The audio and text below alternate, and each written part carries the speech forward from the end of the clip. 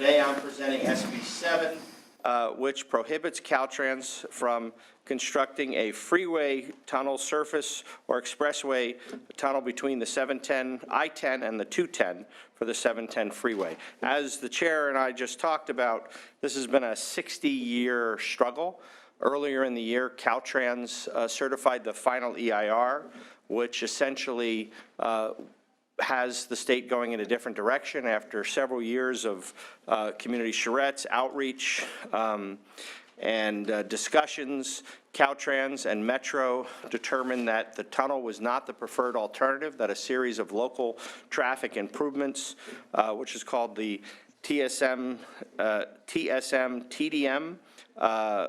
is the preferred alternative in the final EIR. So it was quite exciting. We had the Caltrans Department of Transportation secretary down in the district to hand over the final EIR, declaring an end to the threat of the tunnel. Now that's the good news. What that does is it presents an opportunity now to dispose of the over 400 parcels of land that Caltrans had acquired over the last 30 years when they had designs on doing a surface route. Many of those Caltrans tenants, or a handful of those Caltrans tenants, are nonprofits. And so this bill does three things. A, it deletes the 710 from the Streets and Highways Code, which is no longer needed because the EIR determined that the project was no longer feasible.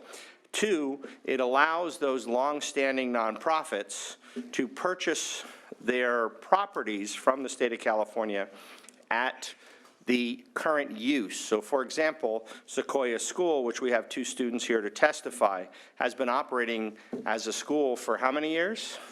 60 years as a tenant of this area. And so this bill allows them to purchase their property at the use for a school, not for the use for mansions.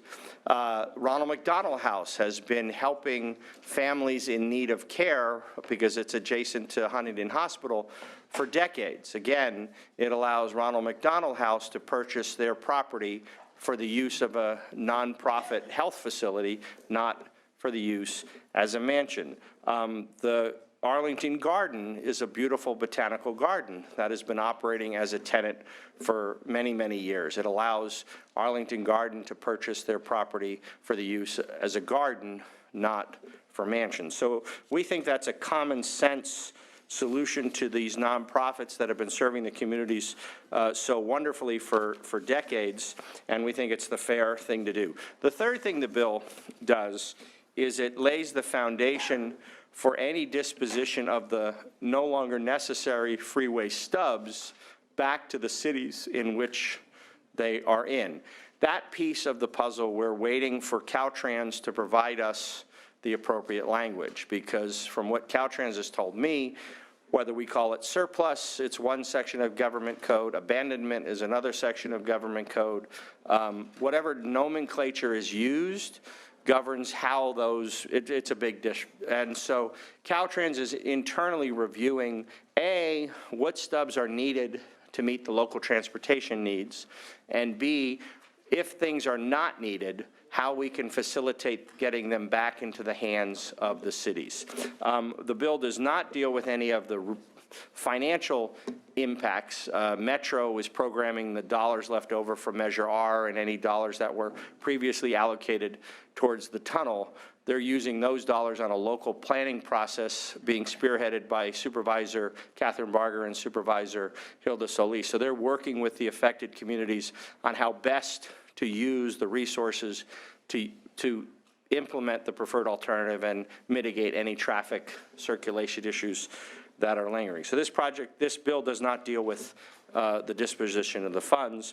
We think it's necessary, it once and for all puts the final stake in the heart of the freeway and is fair and compassionate to the nonprofits that certainly have been serving the community so well. And then, as I said, we've been working in concert with Caltrans on the appropriate language for the disposition of the stubs. And obviously, if we don't have that by September, we'll come back in January and deal with the stubs then. But if we have it by September, you know, and of course, the chair and the committee will have an opportunity to review that language, and, you know, we're all working in concert. And I want to thank again the chair as a co-author of the bill.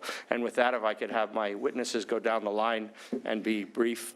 Thank you, Senator. I appreciate that. And each one of you have a minute and a half. Thank you.